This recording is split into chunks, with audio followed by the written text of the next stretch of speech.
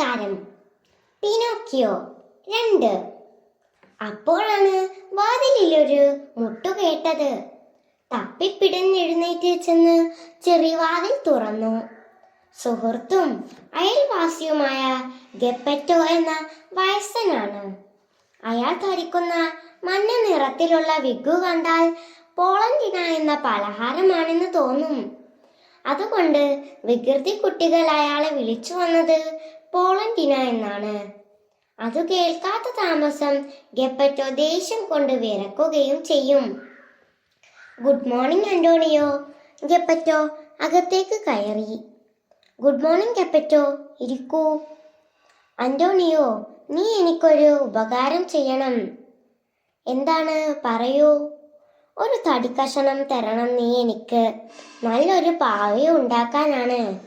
ഗുസ്തി പിടിക്കാനും ചാടാനും നൃത്തം ചെയ്യാനുമൊക്കെ അറിയാവുന്ന ഒരു പാവയെ ഉണ്ടാക്കിയിട്ട് അതിനെയും കൊണ്ട് ഊര് ചുറ്റാനാണ് എൻ്റെ പരിപാടി. ആവശ്യത്തിന് കാശും കിട്ടും. എന്താ, കൊള്ളാമോ?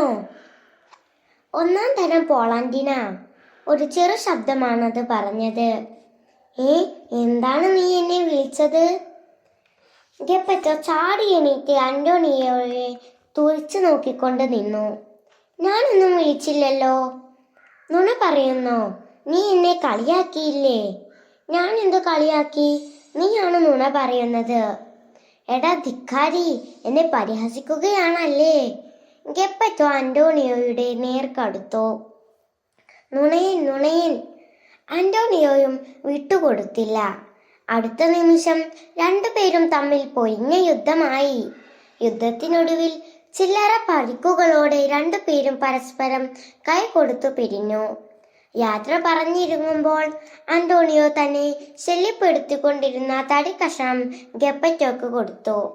കൊള്ളാം, ഇതുകൊണ്ട് ഒന്നാം തരം ഒരു പാവയെ ഞാൻ ഉണ്ടാക്കും എന്ന് പറഞ്ഞുകൊണ്ടാണ് ഗെപ്പറ്റോ പോയത്.